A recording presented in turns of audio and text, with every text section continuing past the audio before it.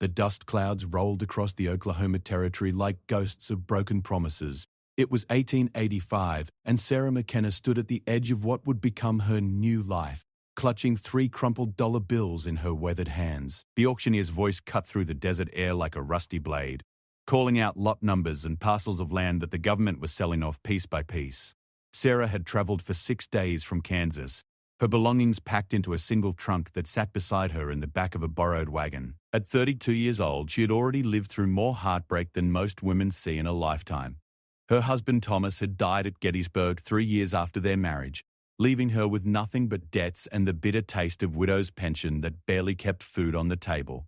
The war had taken everything from her, her husband, her home, and her faith in the future, but it had also taught her something valuable about survival. When the government announced they were selling parcels of land in the Indian Territory for as little as $3, Sarah saw an opportunity that desperation had made clear. Lot 47, Section 12, the auctioneer bellowed, pointing toward a stretch of scrubland that looked like God had forgotten to finish it. What am I bid for this fine piece of Oklahoma soil? Sarah raised her hand before she could think twice about it.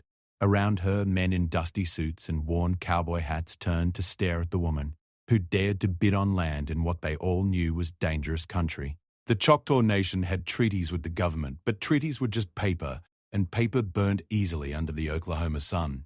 $3, she called out, her voice steady despite the trembling in her chest. The auctioneer looked surprised. $3 from the lady? Do I hear 4? Silence stretched across the crowd like a held breath. Nobody wanted that particular piece of land. It sat too close to Choctaw hunting grounds, too far from the railroad, and too near the stories that travelers whispered around campfires about a hunter who took more than just deer from these parts. Going once, going twice. The hammer fell with a sound like thunder. Sold to the lady for $3. Sarah walked forward on unsteady legs, the $3 changing hands like a prayer answered in the most unexpected way. The deed felt heavy in her palm, heavier than the wedding ring she'd sold 2 months ago to buy supplies for this journey west. As the crowd dispersed and wagons began rolling toward their new properties, an old man with skin like leather and eyes like winter approached her. He wore the clothes of a trader, but carried himself with the dignity of something more. "Ma'am," he said, tipping his hat, "name's Joshua Creek. I've been trading in these parts for 20 years. He paused, looking at the deed in her hands. "You sure you know what you just bought?" Sarah lifted her chin the way she'd learned to do when bill collectors came calling. "I bought land, Mr. Creek. $3 worth of possibility." Joshua Creek shook his head slowly. "That land you just bought sits right in the path of Iukley's hunting trail. Iukley, that means hunter in Choctaw. But this particular hunter, well, he don't take kindly to settlers on what he considers sacred ground. The government sold it fair and square," Sarah replied, though she felt a chill despite the heat. "I have the deed to prove it." "Deeds don't mean much to a man who thinks the land belongs to the spirits of his ancestors," Creek said gently. "Iukley ain't just any Choctaw hunter. They say he can track a whisper across stone and shoot an arrow through a keyhole from 100 yards. More importantly, they say he's never let a settler stay on that particular piece of ground for more than a month." Sarah looked toward the distant horizon where her new property waited. In the shimmering heat, she could make out the dark line of trees that marked a creek bed and the gentle rise of hills that might provide shelter from the wind. It looked peaceful from here, almost welcoming. "What happened to the others?" she asked quietly. "Most packed up and left after finding arrows stuck in their cabin doors, or their livestock scattered." "The smart ones, anyway." Creek's expression grew darker. "The stubborn ones. Well, some say they just disappeared. Others say they were found days later, wandering the prairie with no memory of how they got there or why they'd abandoned their claims." Sarah thought about her empty purse, the long journey behind her, and the even longer road back to Kansas where nothing waited for her but more of the same grinding poverty. She thought about Thomas, who died believing in something bigger than himself, and about the promise she'd made at his grave to build a life worthy of his sacrifice. "Mr. B. Creek," she said, folding the deed carefully and tucking it into her coat pocket. "I've been scared before. Fear and I are old acquaintances, but I've learned something about fear. It only has the power you give it." The old trader studied her for a long moment. "You're either the bravest woman I ever met, or the most foolish? Maybe both, Sarah admitted with a smile that didn't quite hide the worry in her eyes. But I'm also the woman who just bought herself a chance at a new life for $3, and I intend to make the most of it. As Joshua Creek walked away, shaking his head and muttering under his breath, Sarah climbed back into a borrowed wagon. The driver, a young man named Pete who'd been hired to take her to her land, looked nervous. "Ma'am, maybe we should reconsider," Pete said, his voice cracking like a boy's despite his 20-some years. "I mean, if what that old man said is true, Mr. Pete," Sarah said, settling herself on the wagon seat with determination, "I've been reconsidering my whole life since the day I became a widow. Reconsidering never put food on my table or a roof over my head." "Drive on." The wagon lurched forward, wheels creaking across the uneven ground. As they traveled deeper into the territory, the landscape began to change. The scrubland gave way to rolling hills covered in native grass that whispered secrets to the wind. Oak trees stood like sentinels along creek beds, their branches heavy with the promise of shade, and their roots deep in soil that had never known a plow. It was beautiful country, Sarah had to admit, the kind of place where a person could build something lasting if they had the courage and the stubbornness to see it through. But beauty in the frontier came with a price, and she was beginning to understand that her $3 might have been just the down payment. They reached her property as the sun was beginning its descent toward the western hills. The land stretched before them, 320 acres of possibility bounded by natural landmarks, a creek to the north, a ridgeline to the south, an endless sky in all directions. Sarah climbed down from the wagon and walked to the center of what was now hers. The ground felt solid under her feet, real in a way that dreams never were. She knelt and picked up a handful of the dark soil, letting it run through her fingers like hope made manifest. "This is it," she said to Pete, who was busy unloading her trunk and supplies. "This is where I make my stand." Pete set down her belongings and looked around nervously. "Ma'am, where exactly you planning to build? I mean, you'll want to be near the water, but not too close to them trees. And maybe somewhere you can see trouble coming from a distance." Sarah stood and brushed the dirt from her hands. She'd given this considerable thought during the long journey west. "There," she said, pointing to a slight rise about a quarter-mile from the creek. "High enough to see visitors coming, close enough to the water for practical needs, and with good drainage for when the rains come." As they walked to the chosen spot, Pete suddenly stopped and grabbed Sarah's arm. "Ma'am," he whispered, his voice tight with fear, "look there, by that big oak." Sarah followed his gaze and felt her heart skip a beat. There, carved deep into the bark of the ancient tree, was a symbol she didn't recognize.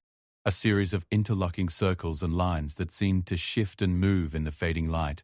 Below it, stuck deep into the wood, was an arrow with black feathers and intricate beadwork on the shaft. "That weren't there when we passed by 20 minutes ago," Pete said, his hand moving instinctively toward the rifle in his wagon. "I swear on my mother's grave that tree was clean when we walked past it."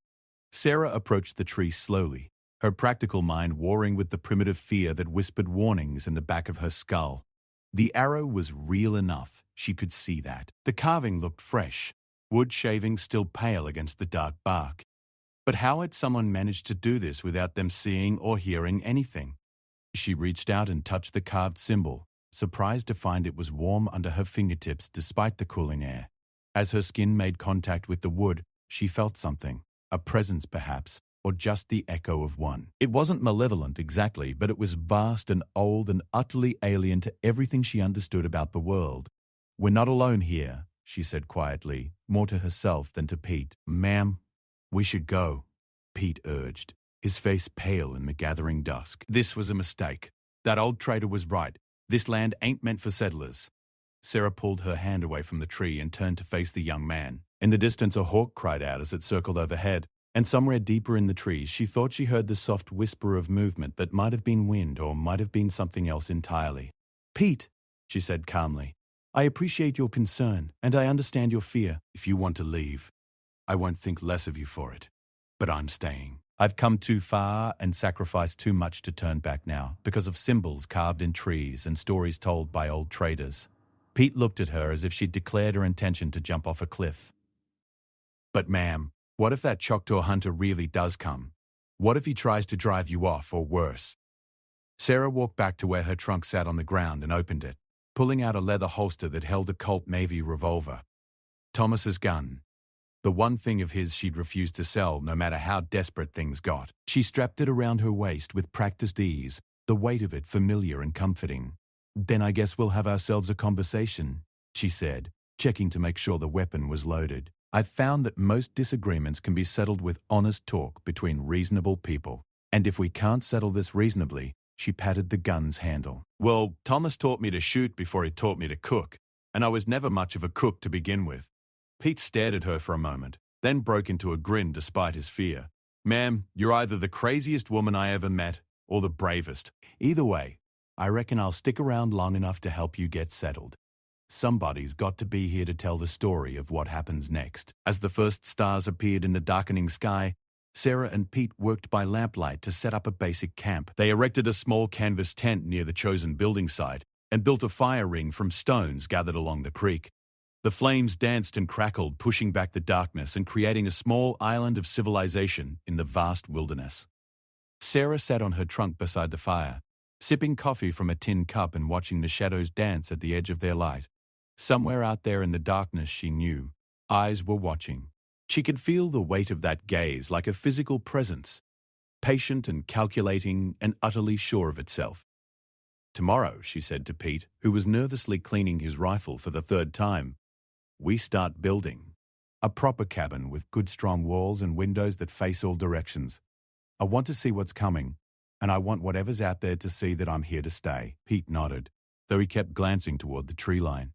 "What about that Hunter fellow? What if he shows up while we're working?"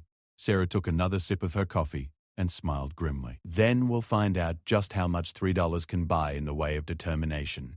The fire burned lower as the night deepened, but Sarah didn't sleep. She sat watching the darkness beyond their small circle of light, her hand resting on Thomas's gun and her mind busy with plans for the future.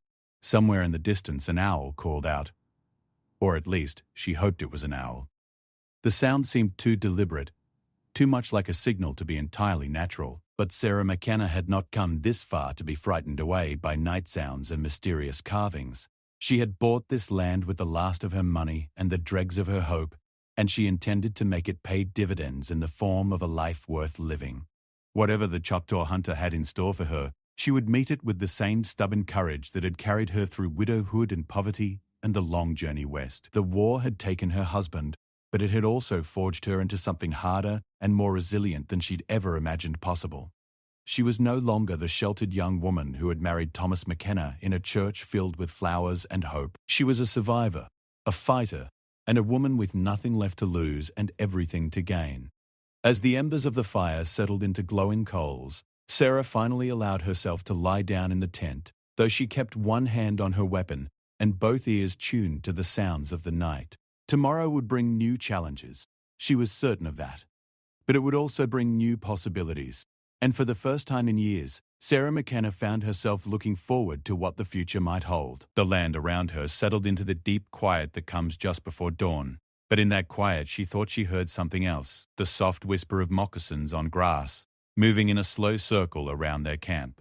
The sound was so faint it might have been imagination, but Sarah's hand tightened on her gun anyway. "Soon," she whispered to the darkness, though she wasn't sure if it was a promise or a threat.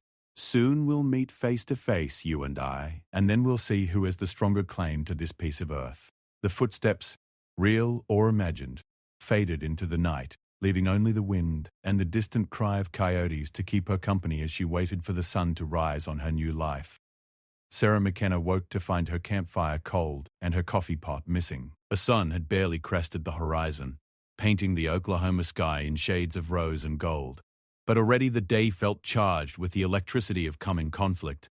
Pete was still asleep in his bedroll near the wagon, snoring softly with his rifle clutched against his chest like a child's toy. She stood slowly, every muscle aching from the hard ground and the tension of the sleepless night. The coffee pot sat 20 feet away, placed precisely in the center of a perfect circle of stones that definitely hadn't been there when she'd fallen asleep. Steam rose from the spout, and the rich aroma of fresh coffee drifted on the morning breeze. Sarah's hand moved instinctively to her gun, but she forced herself to approach the mysterious offering with calm deliberation. This was a message, she understood that much. But what kind of message remained to be seen? The coffee was perfect, rich and strong with a hint of something she couldn't identify, something that tasted like the earth itself. As she drank from her own cup, which had been left beside the pot along with two others, she studied the stone circle more carefully. Each rock had been chosen with precision, sized and shaped to create a pattern that spoke of old knowledge and careful ritual. "Pete," she called softly, not wanting to startle the young man into shooting anything by accident. "Pete, you need to see this." The driver came awake with a start, rifle swinging toward the sound of her voice before his sleep-fogged brain caught up with reality. When he saw the stone circle and the coffee pot, his face went white as fresh cotton. "Ma'am," he whispered, scrambling to his feet and backing toward the wagon, "we need to leave right now." That ain't natural." Sarah poured a second cup of coffee and held it out to him. "It's a gift, Pete. Someone wanted us to have fresh coffee this morning. Someone who can move like a ghost and light fires without matches," Pete protested, though he accepted the cup with shaking hands. "Ma'am, this is exactly the kind of thing that old trader was warning us about. First the carved tree, now this. Next thing you know, we'll wake up to find ourselves tied to stakes, with kindling piled around our feet." Sarah sipped her coffee and considered this possibility with the practical mind that had kept her alive through 3 years of widowhood. If someone wanted to hurt us, Pete, they could have done it while we slept. Instead, they made us breakfast. That tells me something important about their intentions. Before Pete could argue further, the morning stillness was broken by a sound that raised the hair on the back of Sarah's neck, a low, melodious whistle that seemed to come from everywhere and nowhere at once. It was a tune she didn't recognize, haunting and beautiful and utterly alien to her experience. From the oak tree with the carved symbol, a figure emerged as if materializing from the morning mist itself. He was tall and lean, moving with the fluid grace of someone who had never made an unnecessary motion in his life. His hair was black as midnight and fell to his shoulders, held back by a band decorated with feathers and beadwork. His clothes were a mixture of traditional Choctaw dress and practical frontier wear, buckskin pants, a cotton shirt and moccasins that made no sound on the grass. But it was his eyes that captured Sarah's attention and held it. They were the color of winter storms, grey-blue and infinitely deep, with an intelligence that spoke of years spent reading signs that most people never even noticed. This was a man who saw everything, understood more than he let on, and judged the world by standards that had nothing to do with government deeds or legal ownership. He stopped about 30 feet away, close enough for conversation but far enough to avoid appearing threatening. In his hands he held a bow that looked like it had been crafted by someone who understood wood the way poets understood words. Every curve and line perfectly suited to its purpose. "Good morning," he said in English, though his voice carried the rhythms of another language entirely. "I am Iupli. You are the woman who bought my hunting grounds for $3. It wasn't a question, and Sarah didn't treat it like one. She set down her coffee cup and stepped forward, her hand resting casually on her gun but not gripping it. This was the moment she'd been preparing for since yesterday, though she hadn't quite imagined it would begin with shared coffee and polite conversation. "I am Sarah McKenna," she replied with equal formality. "And I bought land from the United States government, fair and legal. If you have a problem with that transaction, you'll need to take it up with Washington, not with me." Iukli tilted his head slightly, studying her with those storm-colored eyes. "The men in Washington sell what does not belong to them. They put marks on paper and call it ownership, but the land knows nothing of papers and marks. The land knows only the feet that have walked upon it, the hands that have tended it, the spirits that have claimed it as their own." Sarah felt Pete moving closer behind her, probably getting ready to grab his rifle, but she held up a hand to stop him. This conversation was delicate as spun glass, and one wrong word could shatter any hope of peaceful resolution. "You may be right about the men in Washington," she said carefully, "but I'm not one of them. I'm just a woman trying to build a life on land I paid for with the last money I had in the world." "I don't want to fight you, Mr. Iukli. I just want to be left alone to work my claim in peace." The Choctaw hunter's expression didn't change, but something flickered in those deep eyes, surprise perhaps, or recognition of something unexpected. "You speak differently than the others who have come here," they demanded. "You, explain." "Because I understand what it's like to lose something you love," Sarah said quietly. "The war took my husband, took my home, Took everything I thought my life was going to be. I know what it feels like to watch strangers claim what you considered yours by right. Ayukli was quiet for a long moment, his gaze moving from Sarah to the stone circle to the distant hills where his ancestors had hunted for countless generations. When he spoke again, his voice carried a weight of sadness that made Sarah's chest tighten in sympathy. For 7 generations, my family has followed the deer trails through these hills. My grandfather's grandfather is buried beneath that oak tree, where I left my mark. The creek speaks in the voices of my ancestors. The wind carries their stories. To me, this is not land to be bought and sold. It is, how do you say, church? Sarah nodded slowly. I understand. But Mr. Ayukli, I have nowhere else to go. This land isn't just my future. It's my only chance at any future at all. I can't give that up. Not even for the memory of 7 generations. The hunter reached into a leather pouch at his waist and withdrew something that caught the morning light like captured starfire. It was a necklace of silver and turquoise, intricate beyond anything Sarah had ever seen, with workmanship that spoke of skills passed down through generations of craftsmen. This belonged to my grandmother, Ayukli said, holding it out toward her. It has been in my family since before the white man came to this country. I will give it to you, along with 20 horses and 100 head of cattle, if you will take your papers and leave this place in peace. Pete gasped audibly behind her, and Sarah had to admit she was tempted. The necklace alone was probably worth more than she'd ever owned in her life, and 20 horses plus cattle would set her up for years. But accepting the offer would mean admitting defeat, giving up on the dream that had carried her across half the country. That's a generous offer, she said finally. More generous than I deserve. But I can't accept it. Ayukli's eyebrows rose slightly. Cannot, or will not, won't, Sarah admitted. Mr. Ayukli, I respect your family's connection to this land, and I'm sorry that my presence causes you pain. But I've spent the last 3 years running from one failure to another, taking charity and living on the sufferance of people who saw me as a burden. This land is my chance to stop running, to build something with my own hands and stand on my own feet. If I take your offer and leave, where does it end? Do I keep running every time someone with a stronger claim or a sadder story asks me to move along? The hunter studied her for what felt like hours but was probably only minutes. The sun climbed higher, burning off the morning mist and warming the air around them. Somewhere in the trees, a mockingbird began its elaborate song, cycling through a dozen different calls as if trying to find the right voice for the moment. You are not what I expected, Ayukli said at last. The others who came here, they were greedy men looking for easy profit. They saw this land as dirt to be bought cheap and sold dear. You see it as, he paused, searching for the right English words, as home. Yes, Sarah said simply, as home. Ayukli slipped the necklace back into his pouch and took several steps closer, close enough now that Sarah could see the intricate tattoos that spiraled around his wrists and the small scars that marked him as someone who had lived hard and fought harder. When he spoke again, his voice was barely above a whisper.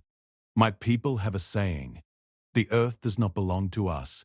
We belong to the earth. But there is another saying, older and more dangerous.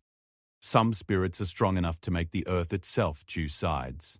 He looked directly into her eyes, and Sarah felt the full weight of his presence like a physical force. You have a strong spirit, Sarah McKenna, strong enough perhaps to make this land accept you despite the objections of the dead. What does that mean? Sarah asked, though part of her wasn't sure she wanted to know the answer. Instead of replying directly, Ayukli walked to the oak tree and placed his palm flat against the carved symbol. For a moment, nothing happened. Then the morning air began to shimmer with heat that had nothing to do with the rising sun. And Sarah heard something that made every primitive instinct in her body scream warnings. It was singing, wordless, haunting melodies that seemed to rise from the earth itself, accompanied by the whisper of voices speaking in a language that predated English by thousands of years. The sound wasn't threatening exactly, but it was vast and alien and utterly beyond her understanding. Pete dropped his coffee cup and stumbled backward, his face gone grey with terror. Ma'am, he croaked, we need to leave right now. That ain't natural sound. But Sarah stood her ground, even though every instinct screamed at her to run.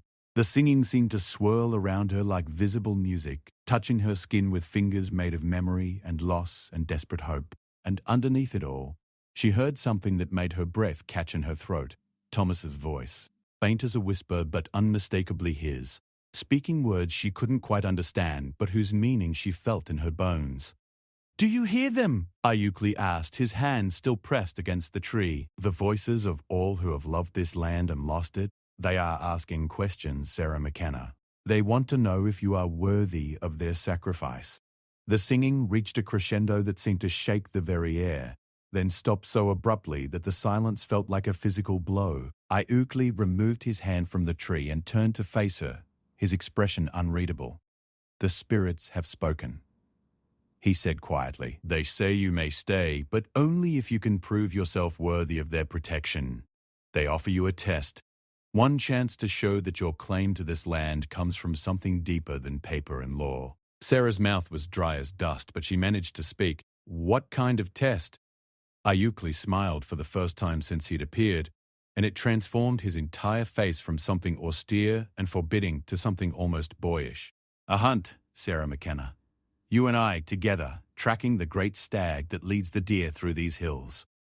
If we succeed, if the land accepts your presence enough to let us take the stag together, then I will acknowledge your right to build your home here. My ancestors' spirits will have given their blessing to your claim. And if we fail?" The hunter's smile faded. "If we fail, it will mean the land rejects you. The spirits of my ancestors will never rest easy while you remain here. There will be no peace for you or for me until you leave." Sarah looked around at the land she'd bought for $3, the rolling hills covered in grass that whispered secrets to the wind, the oak trees standing like ancient guardians along the creek banks, the endless sky that promised room for dreams to grow. It was beautiful country, the kind of place where a person could build something lasting if they had the courage to face whatever challenges arose. "When?" she asked. "Tomorrow, at first light. We will follow the old trails, use the old ways. No guns, no modern tools. Just knowledge and skill, and the grace of the spirits." Ayukli's eyes gleamed with something that might have been anticipation. "It has been many years since I hunted with a worthy partner. I find myself curious to see what kind of hunter the widow Sarah McKenna might be." As the Choctaw hunter melted back into the forest as silently as he'd appeared, Sarah sank down onto her trunk and tried to process what had just happened. Pete was pacing back and forth like a caged animal, muttering prayers and curses in equal measure. "Ma'am," he said finally, "you can't be seriously considering this. That man ain't natural. Did you hear that singing? Did you see the way the air moved around him? This is exactly the kind of supernatural nonsense that gets good Christian folk killed." Sarah poured herself another cup of coffee from the pot that Ayukli had somehow prepared without waking them. The coffee was still hot, still perfect, as if the laws of nature bent themselves around the hunter's will. "Pete, I need you to go back to town tomorrow morning." "What?" "Ma'am, I can't leave you here alone with that man who made us coffee and offered to buy my land for more than it's worth." Sarah smiled grimly. "Pete, if Ayukli wanted to hurt me, he could have done it a dozen times already. No, this isn't about violence. This is about something deeper. Something I need to face on my own." Pete stared at her as if she declared her intention to sprout wings and fly. "You're really going to go hunting with him?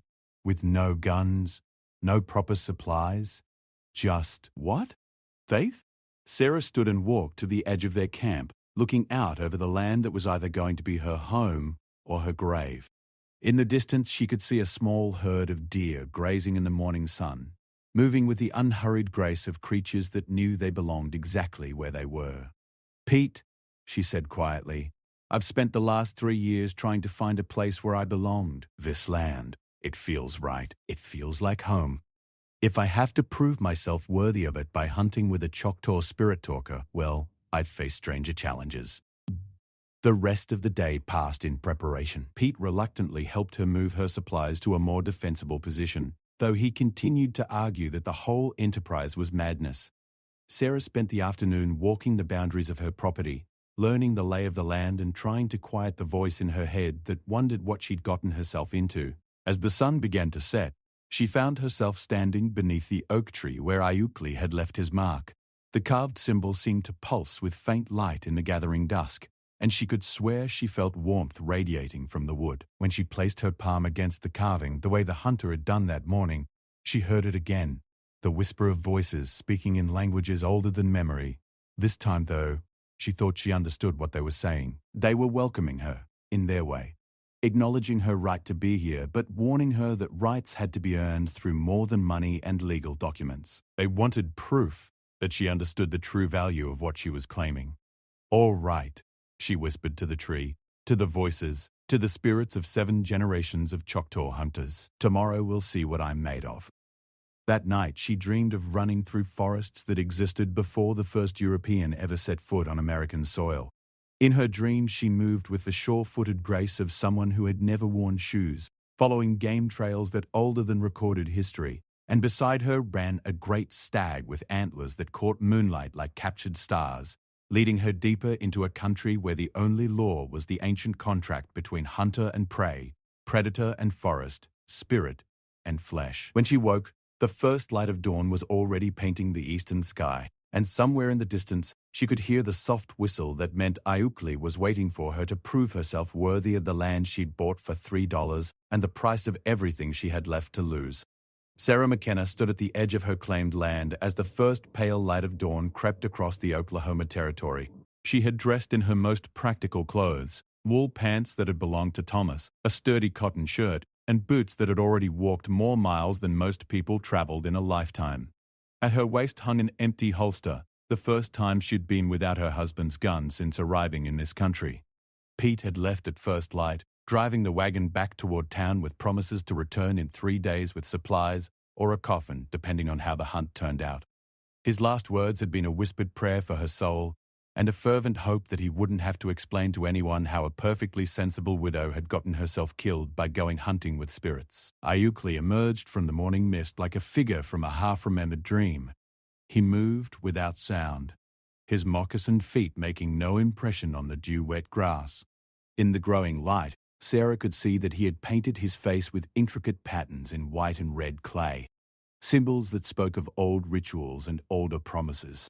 "You came," he said, and there was genuine surprise in his voice. "I thought the night might bring wisdom, and wisdom might bring fear."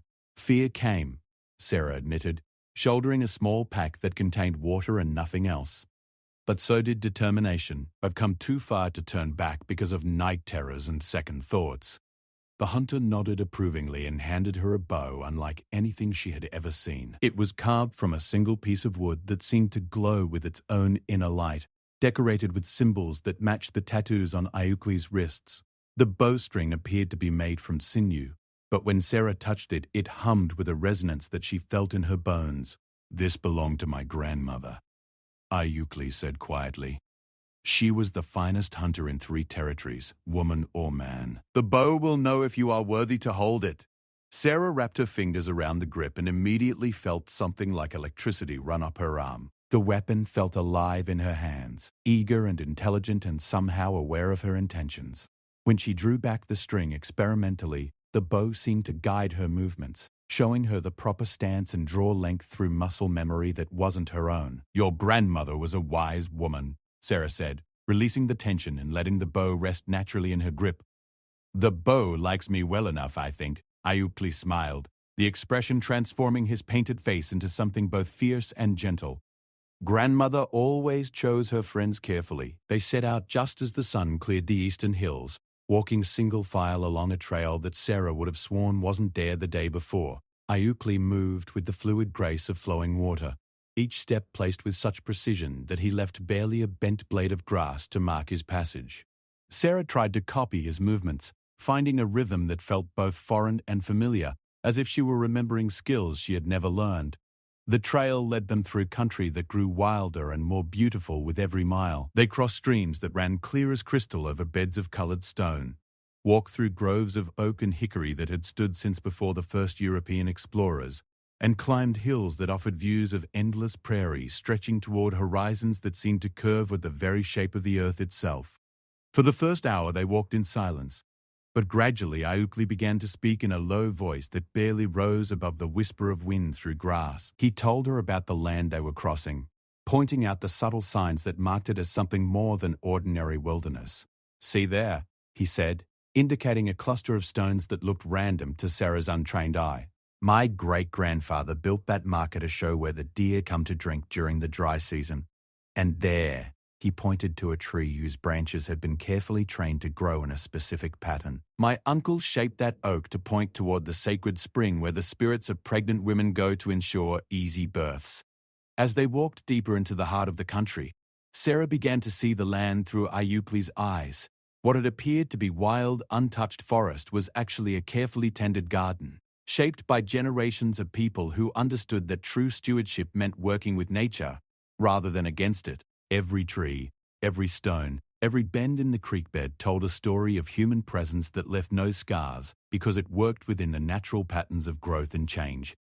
"How long has your family been here?" Sarah asked during a brief rest beside a stream that babbled with the voices of hidden waterfalls. "Always," Ayukli replied simply. "The stories say we came up from the earth itself in the time before time, when the animals still spoke the same language as men, and the boundary between the living world and the spirit world was thin as morning mist." Sarah knelt by the stream and cupped the cold, clear water in her hands. It tasted like nothing she had ever experienced, clean and sweet and somehow alive, as if she were drinking the essence of the earth itself. "The government says this is all wilderness, untouched land that needs to be tamed and civilized. But it's not untouched at all, is it?" "No," Ayukli agreed. Settling beside her on a boulder that had been shaped by centuries of flowing water. "It has been touched by many hands, loved by many hearts, tended by many generations. But we touched it gently, the way a mother touches a sleeping child.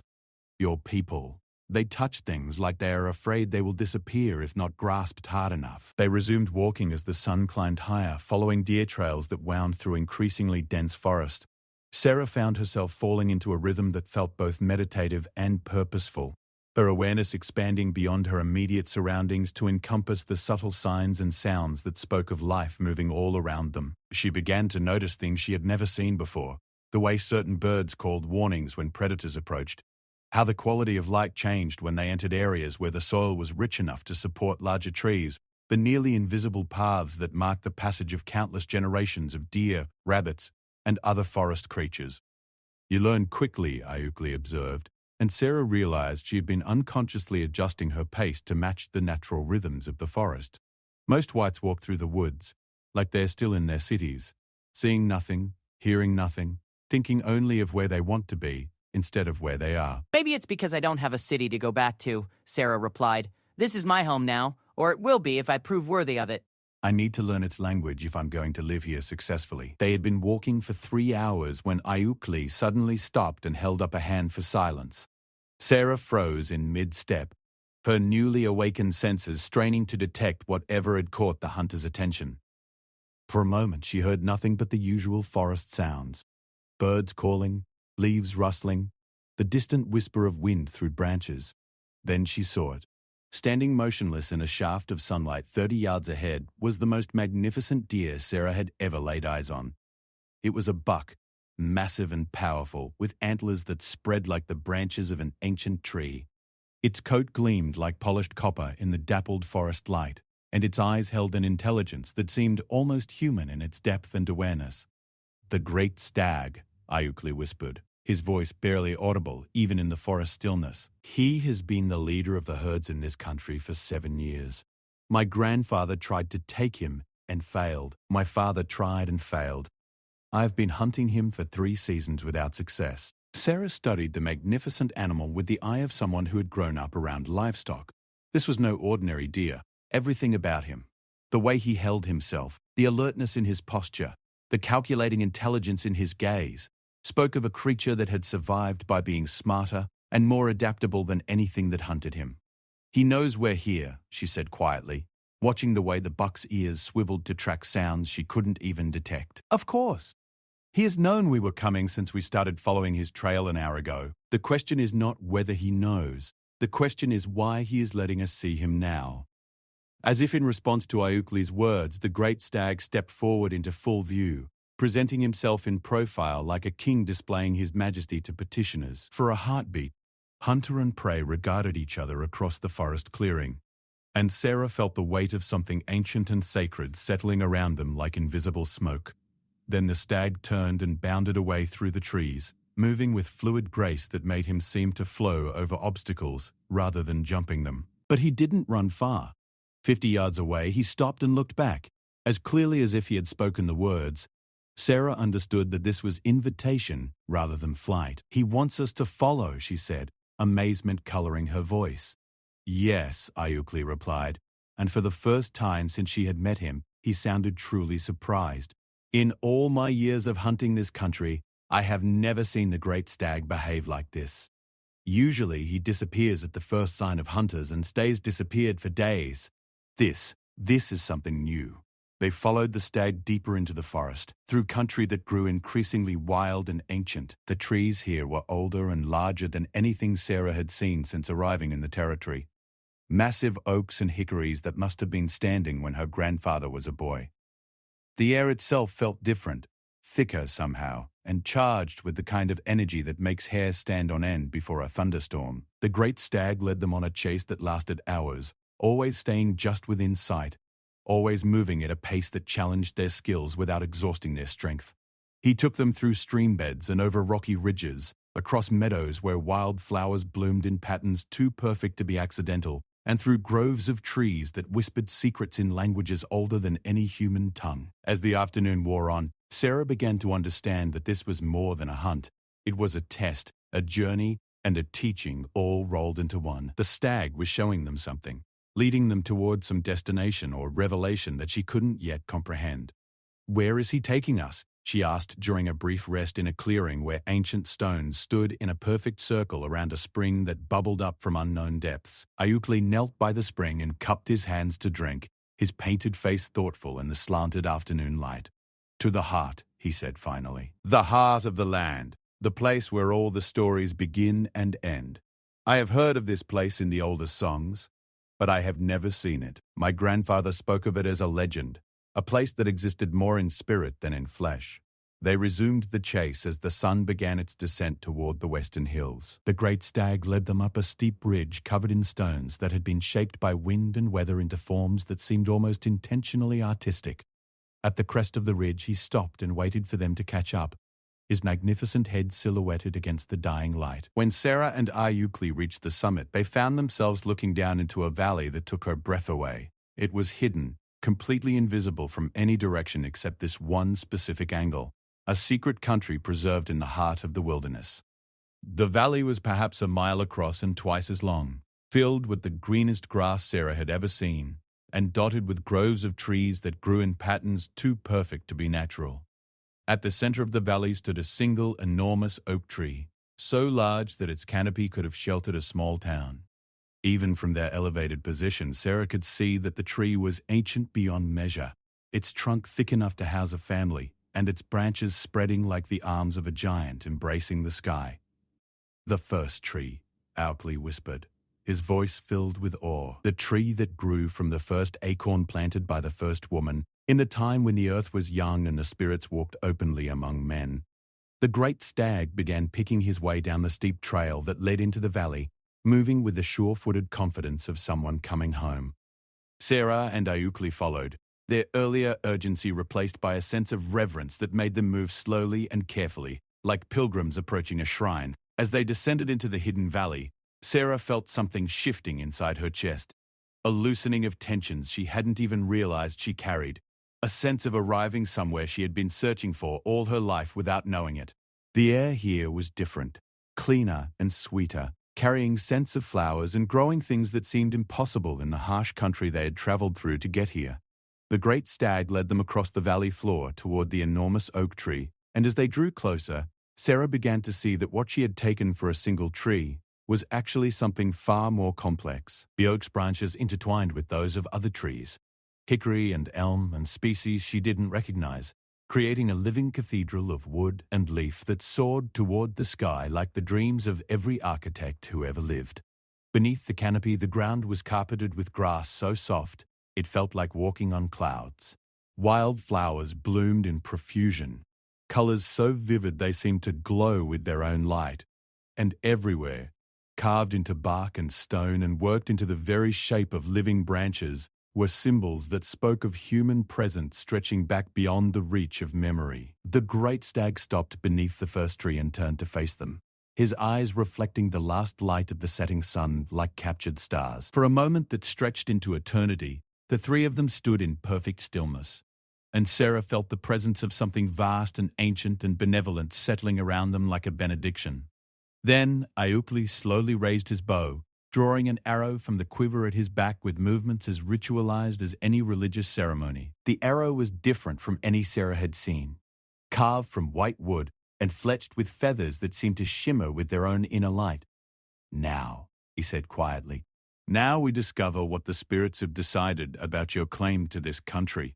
Sarah raised her own bow, the weapon that had belonged to Iukli's grandmother, humming with power in her hands.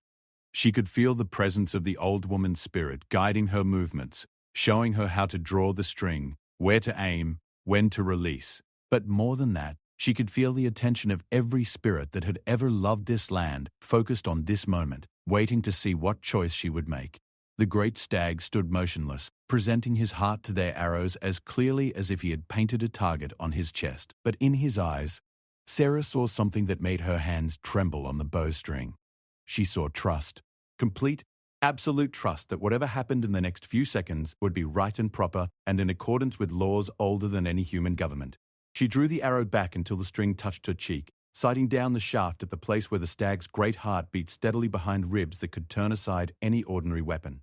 Beside her, she was aware of Iukli making the same movements, his arrow trained on the same target. For one perfect moment, the entire world held its breath. Then Sarah lowered her bow. "I can't," she said quietly, though her words seemed to ring through the valley like a bell. "I won't.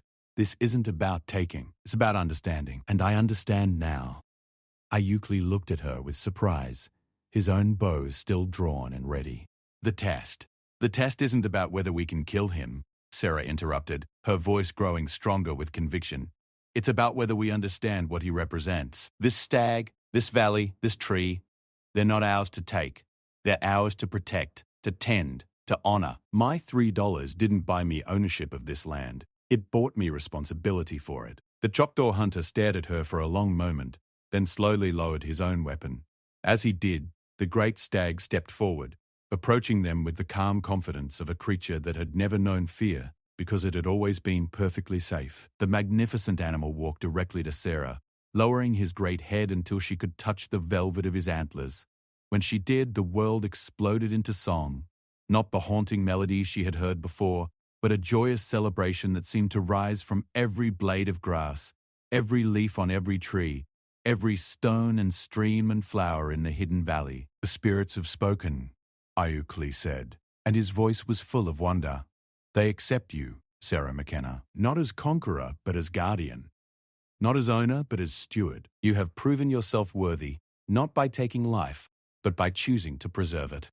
As the sun set behind the western hills, painting the sky in shades of rose and gold, Sarah stood beneath the first tree with her hand on the great stag's antlers and felt something settling into place in her soul that had been missing since the day Thomas died. She was home.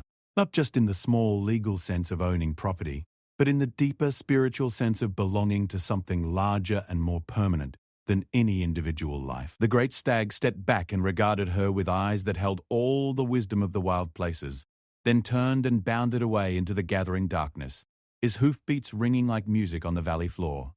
"What happens now?" Sarah asked as she and Iukli began the long walk back to her claimed land, under a sky full of stars. "Now you build your cabin," the hunter replied, "and I help you. The land has chosen its guardian, and my family will honor that choice. We will be neighbors, you and I, sharing the responsibility of protecting this country from those who would harm it." They walked in comfortable silence through the moonlit forest, following trails that Sarah now understood were as old as human presence in this country. Behind them, the hidden valley settled into the deep quiet of night, but she could feel its presence like a warm glow in her chest, a secret source of strength and peace that would sustain her through whatever challenges lay ahead. When they finally reached Sarah's campsite in the early hours of morning, they found Pete waiting with the wagon and supplies, his face haggard with worry and sleeplessness. "Ma'am!"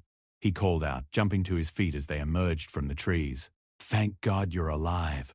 I was sure that hunter fellow had made off with your scalp."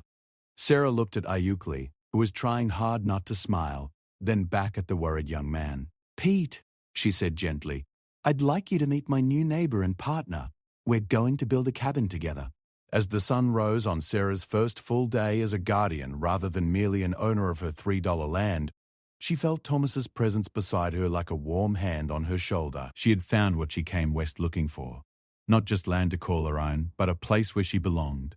A purpose worthy of her husband's sacrifice, and a future built on something more solid than legal documents and government promises. The war widow who had been bought and sold by circumstance had become something stronger. A woman who understood that true ownership comes not from conquest but from love, not from taking but from giving, not from claiming but from protecting. And in the years that followed, as her cabin rose among the oak trees and her partnership with Iukli grew into a friendship that bridged two cultures, Sarah McKenna would prove that $3 and an unbroken spirit could indeed be enough to build a life worth living in the country, where the spirits sang in the wind and the great stag ran free beneath the endless Oklahoma sky.